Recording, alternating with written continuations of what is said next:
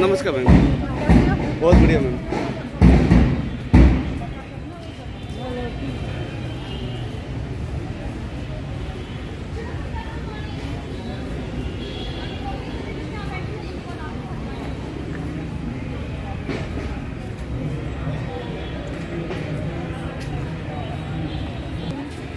के नाम से हाँ जी हैं।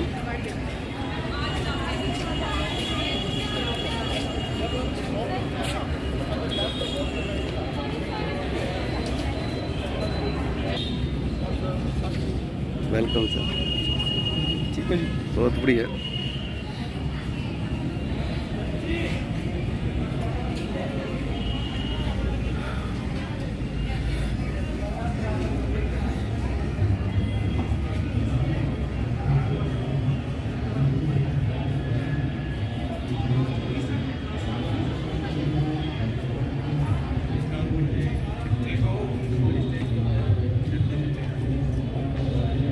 चाय कहाँ है? चाय टोटल स्कूल में एसडी में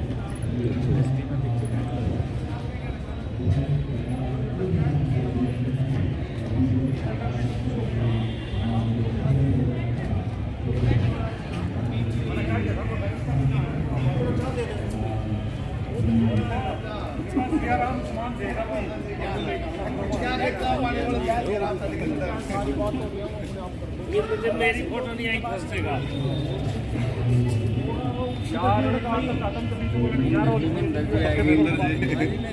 बीच में टांग अड़ा रहे यार।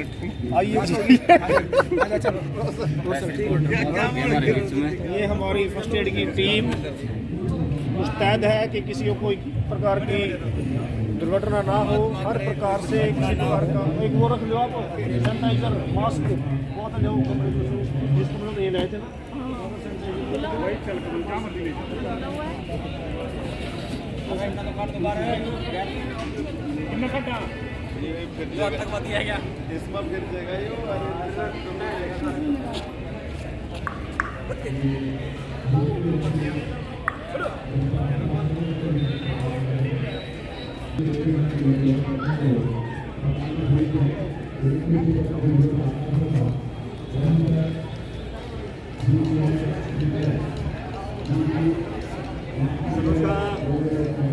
कोई साफ सुख मिला नहीं यहाँ।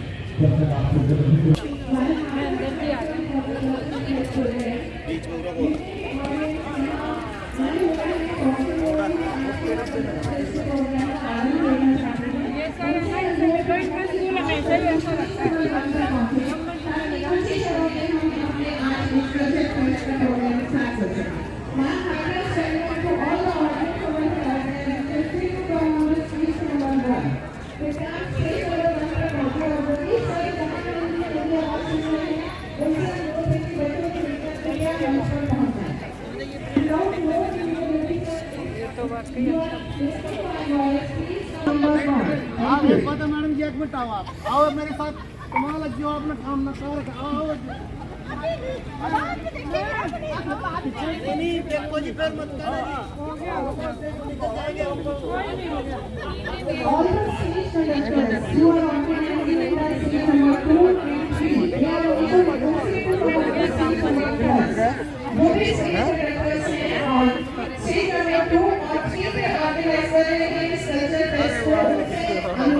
नमस्कार नमस्कार।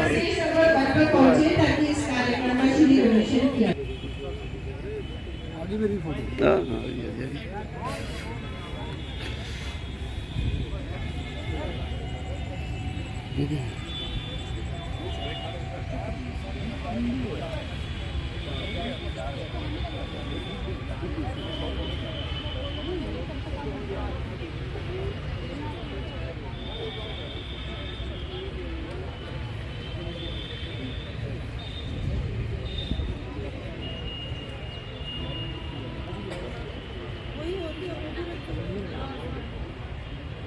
इसको भी बीच बीच में सही रखवाना है, जिनको मतलब उनको कहीं जाना नहीं पड़ेगा। जी हमारे महेंद्र भाई स्पेशल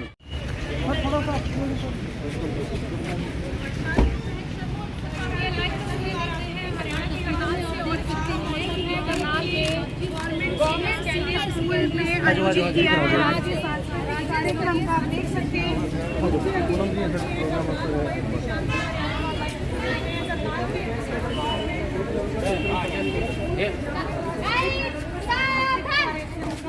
आयोजन किया गया। लाइव तस्वीरों में बन जाइए। करनाल उपायुक्त निशांत कुमार यादव मुख्य अतिथि के रूप में यहाँ पर पहुंचे हैं और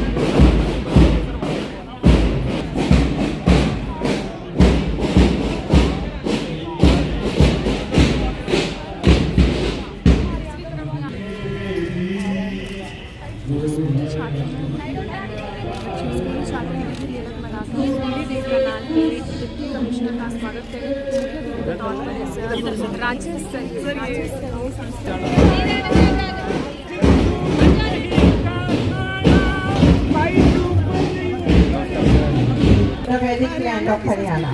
The Vedic land of Haryana has been the cradle of Indian culture and civilization. I, Isha Chaudhary, welcome you all for the cultural fest in our city.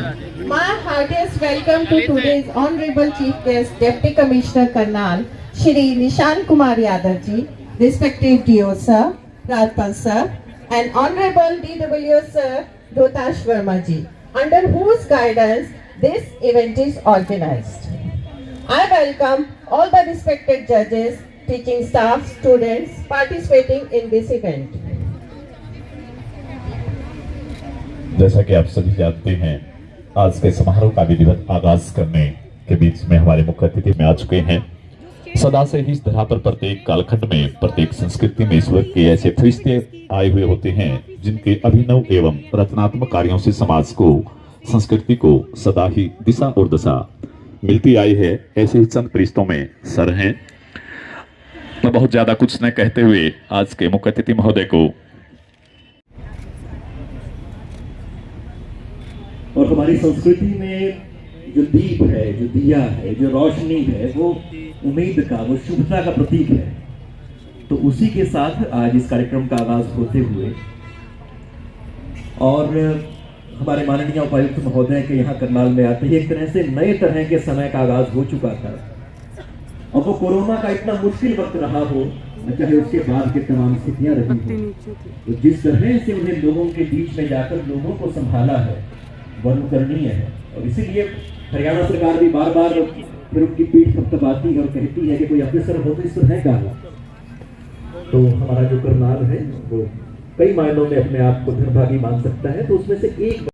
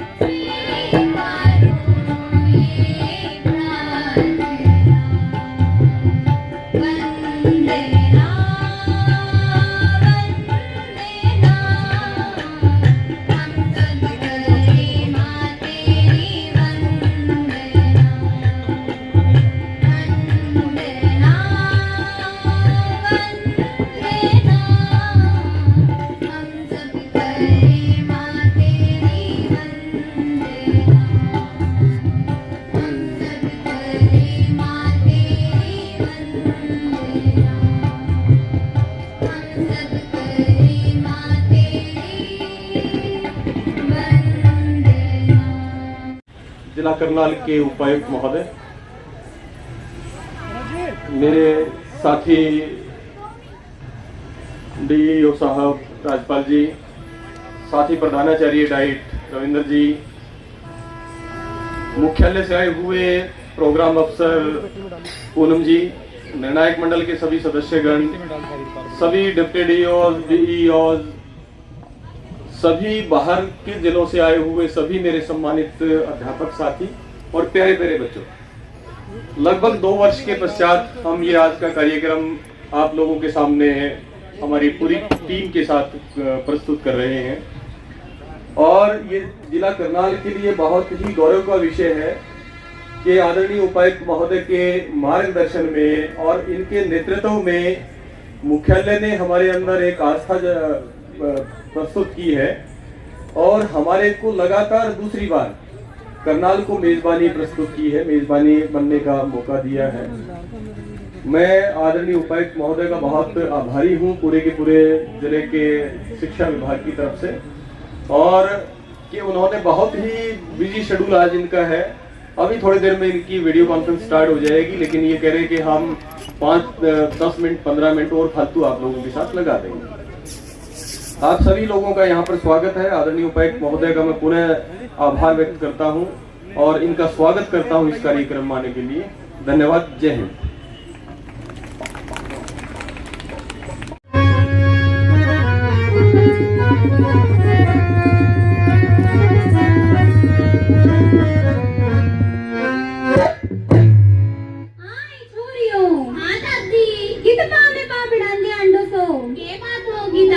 घर में नहीं बहुआरी, थोड़ा नाच लो, गा लो, बजा लो। ठीक है दादी, चलो चलो। एक काले की बहू तुए पाने फेर ले।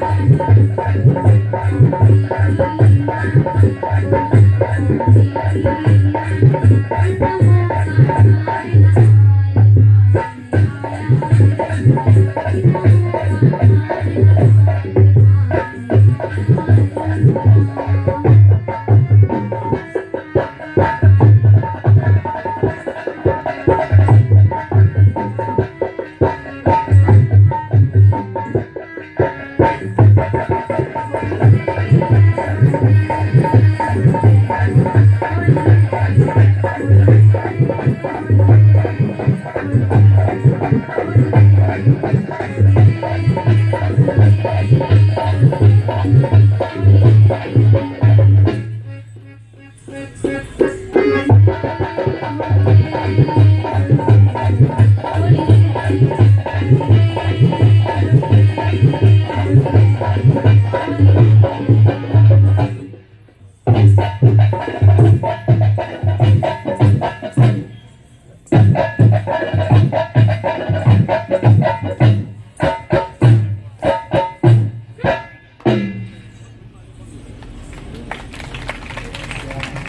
हाँ दोस्तों, हेलो। आज के स्टेट लेवल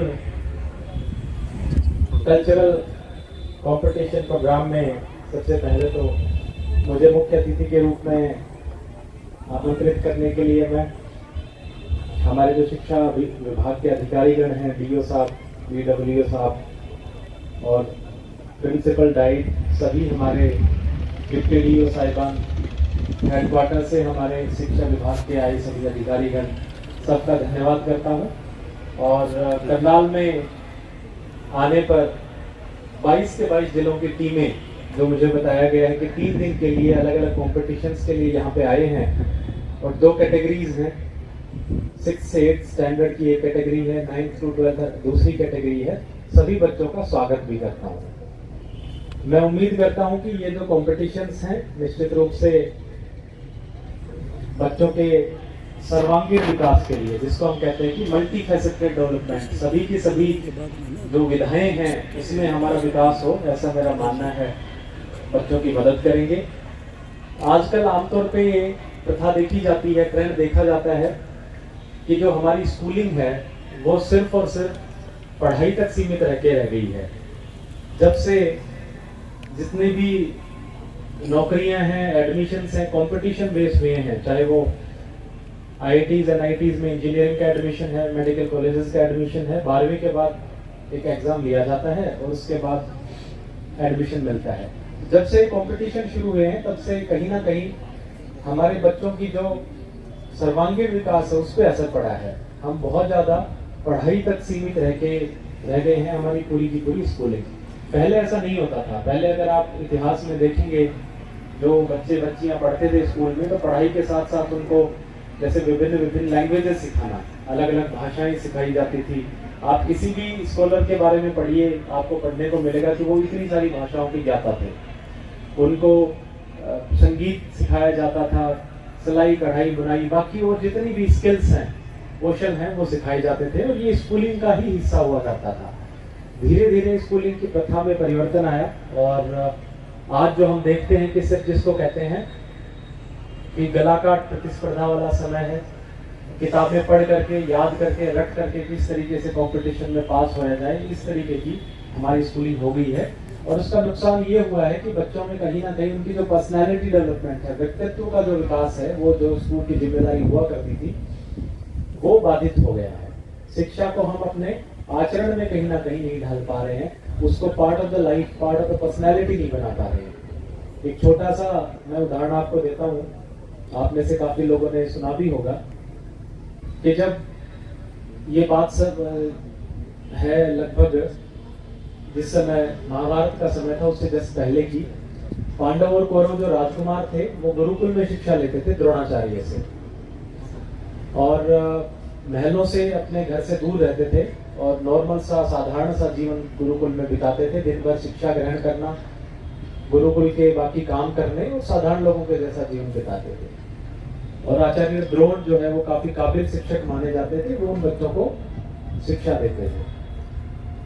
एक बार हस्तिनापुर की तरफ से भीष्म पितामह उस गुरुकुल में गए और उनके साथ कुछ और राज्यों से कुछ अतिथि आए थे, वो उनको दिखाने के लिए लेके गए कि हमारा गुरुकुल कैसा है। और जब वो वहां पे पहुंचे, जैसे हमारे स्कूलों में कोई इंस्पेक्शन करने पहुंचता है फॉर एग्जांपल, तो इसी तरह की सिचुएशन जब वो भीष्म पितामह वहां पे पहुंचे तो स्वाभाविक है जैसे किसी भी शिक्षक की रुचि होती है कि अपने क्लास के सबसे इंटेलिजेंट बच्चे से वो कहेगा कि भाई आप इससे सवाल पूछ लो, कुछ पूछना हो तो। इन्वेस्टिगेशन इंस्पेक्शन करने जो टीम आती है उससे, तो उसी प्रकार से आचार्य द्रोण ने उस कक्षा का जो सबसे होनहार विद्यार्थी था, वो था ना युधिष्ठिर। तो युधिष्ठिर को खड़ा किया कि भाई तुम खड़े हो जाओ और तुम बताओ इनको कि क्या क्या पढ़ाई हो रही है तुम्हारी। तो और कहाँ तक हमने पढ़ लिया, कितने अध्याय पूरे हो गए। तो युधिष्ठिर ने खड़ा होकर शांत स्वभाव में जवाब दिया कि जी पहले किताब की, पहले पुस्तक की, पहले अध्याय की शुरू की 2 पंक्तियां पढ़ ली हमने अभी तक। तो आचार्य द्रोणाचार्य को बड़ा गुस्सा आया, उनमें जैसे काटो तो खून नहीं कि भाई हम 1 साल से पढ़ा रहे हैं और हमने तो 2-3 पुस्तकें पूरी कर डाली, काफी 8-9 अध्याय हो गए और ये अभी पहले ही चैप्टर पे अटका हुआ है और ये गलत और बता रहा है कि हमने तो सिर्फ पहले चैप्टर की 2 ही लाइनें पढ़ी हैं। तो उनको बड़ा गुस्सा आया, बड़ा आग बबूला होकर उन्होंने धमकाया उसको युधिष्ठिर को कि मैं तो तुम्हें बड़ा ईमानदार और बड़ा सत्यवादी समझता था और तुम गेस्ट के सामने झूठ बोलने लग रहे हो। तो बड़े गुस्से से उन्होंने बड़ा भला बुरा कहा। तो युधिष्ठिर ने कहा कि गुरुजी आपके इस व्यवहार को देख के मुझे तीसरी पंक्ति की थोड़ी थोड़ी समझ आ रही है। तो पंक्तियां क्या थी? पहली पंक्ति थी सत्यम वद, कि सत्य बोलिए। दूसरी पंक्ति थी धर्मम चर, कि धर्म के रास्ते पे चलिए। और तीसरी पंक्ति थी काम और क्रोध को त्याग दीजिए। तो जब उसने अपने गुरु को क्रोध करते हुए देखा तो उसको समझ आया कि क्यों क्रोध को त्यागना चाहिए। चाहे गुरु ने उसको कई पुस्तकें पढ़ा दी, कई सारे चैप्टर्स पढ़ा दिए, लेकिन जब तक उसने अपनी जीवन में उन वाक्यों को, उस शिक्षा को ग्रहण नहीं किया, तब तक उसने माना कि हमारी शिक्षा हुई नहीं है, हमने वो पढ़ा ही नहीं है। आजकल की शिक्षा में कहीं ना कहीं ये चीज हम मिस कर रहे हैं। चैप्टर्स तो, क्लासेस तो कितनी भी पढ़ लेते हैं, लेकिन उसको किस तरीके से हमें अपने आचरण में ढालना है, किस तरीके से उसको हमारा जीवन का हिस्सा बनाना है, वो बड़ा जरूरी है। और ऐसे में मेरा मानना है कि जो इस तरह के कॉम्पिटिशन्स हैं, जो आज स्टेट लेवल कॉम्पिटिशन आयोजित हुआ है, निश्चित रूप से बच्चों को एक सर्वांगीण विकास की तरफ लेके जाएगा। ये सारी जो चीजें हैं, जो विधाएं हैं, संगीत हो गया, बाकी और लोगों से मिलना जुलना, अपनी बात एक्सप्रेशन अच्छे तरीके से रखना, अपनी संस्कृति का प्रचार करना, ये चीजें भी बच्चों की आचरण में आएंगी, ऐसा मेरा विश्वास है। तो जितनी भी टीमें, जितने भी बच्चे इस कार्यक्रम में भाग ले रहे हैं, मैं उनको सबको बहुत बहुत शुभकामनाएं देता हूं, उनके उज्जवल भविष्य की कामना करता हूं और हमारी शिक्षा विभाग की पूरी टीम को बहुत बहुत बधाई इस सफल आयोजन के लिए। धन्यवाद। श्री निशांत कुमार यादव जी, मेरे साथ ही जिला मौलिक शिक्षा अधिकारी श्री रोहतास वर्मा जी, प्रधानाचार्य डाइट रविंद्र सर, हमारे PPDO साहिबान, BO साहिबान, जजेस साहिबान, जिला हरियाणा के सभी जिलों से आए हुए हमारे टीचर्स, प्रतिभागी साथी और प्यारे बच्चों, मैं जो कल्चरल फेस्ट हमारे यहाँ आयोजित हो रहा है उस पर सर का पहुँचने पर, अपने व्यस्त कार्यक्रम में से हमारे बच्चों का आशीर्वाद देने के लिए पहुँचने पर उनका तहे दिल से स्वागत भी करता हूँ और धन्यवाद भी करता हूँ। मैं सर आभारी हूँ आपका कि आपके मार्गदर्शन में जिला करनाल ने अनेक गतिविधियों में भाग लिया है और हम आपके नेतृत्व में बहुत अच्छे से कार्यक्रम आयोजित करते हैं। और इस बार भी निश्चित तौर पे जो 3 दिन का ये कार्यक्रम है, इसमें कहीं पर कोई कोर कसर नहीं छोड़ेंगे और जिला करनाल का नाम पहले से भी ज़्यादा उज्जवल करेंगे। Sir thank you very much.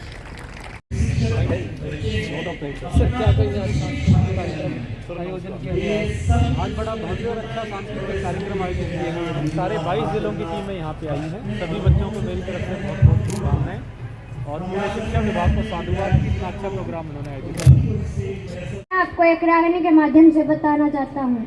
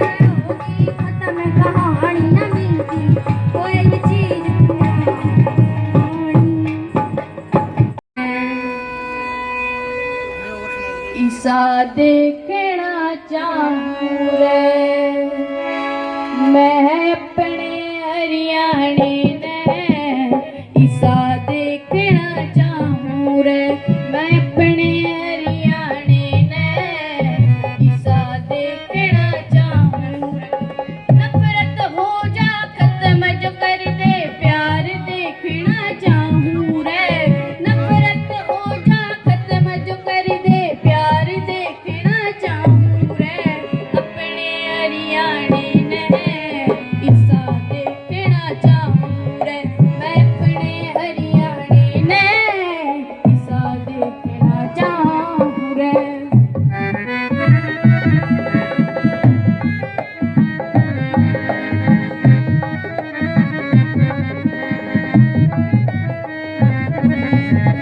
कैसा कैसा देखना चाहते हैं राम राज आजा कितने वोट ना पड़े भाई गलो भाई कदे भी ना लड़े ए बेटी तेरी मांग में सिंदूर ला एक शाही का टिक्का कर दूं एक शाही का टिक्का कर दूं तो ना लगे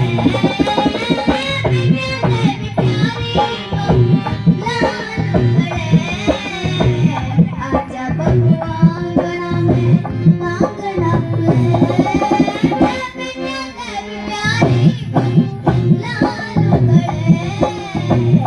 आजा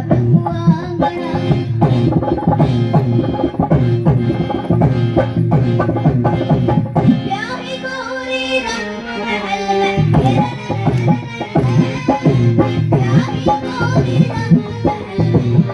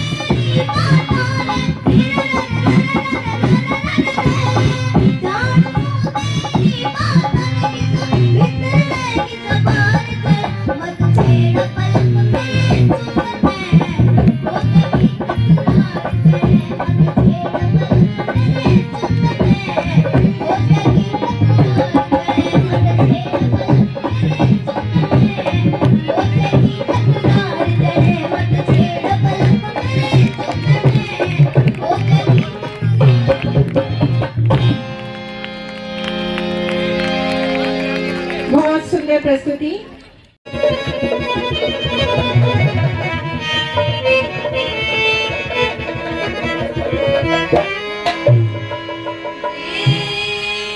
भूमि हरियाणा में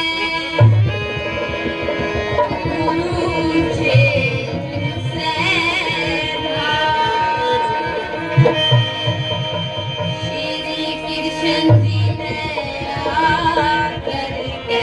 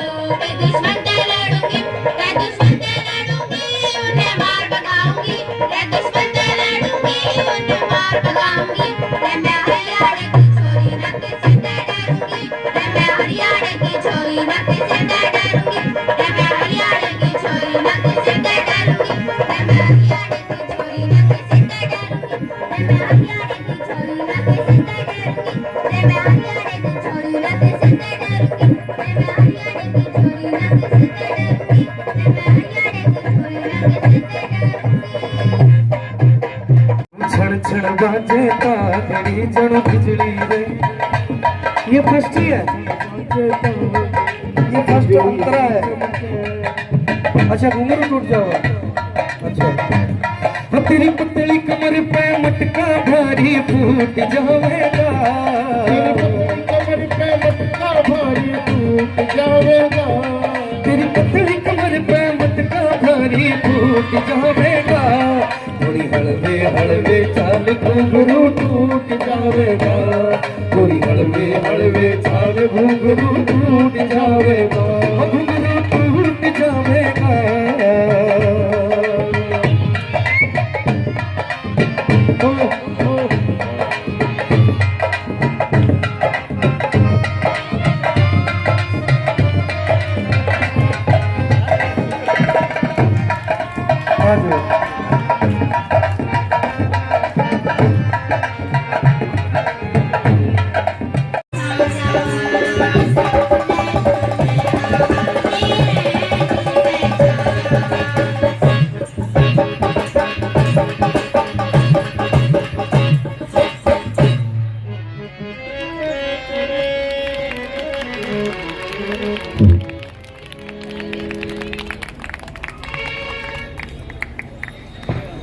बहुत अद्भुत प्रस्तुति टीम जी क्या के द्वारा, जी 11 के द्वारा। और अब टीम में जो प्रस्तुति देगी वो है जी 12।